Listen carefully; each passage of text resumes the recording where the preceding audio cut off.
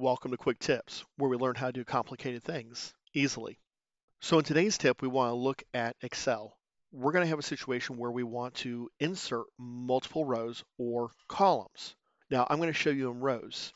And here's an example. We have a list of names and we want to put 3 or 4 new rows in between 2 existing names. Well, I could come here, right click, insert, and shift all my cells or even an entire row, but that becomes repetitive, especially if I have to insert multiple rows at one time. So let's say I want to insert 3 rows. I'm going to choose where I want my rows to go. I highlight the whole row, and I'm going to hold Shift and go down 3 rows. I can go as many as I need. I'm going to choose right click, insert from my pop-up menu, and notice I inserted 3 rows, automatically pushing down all my other rows.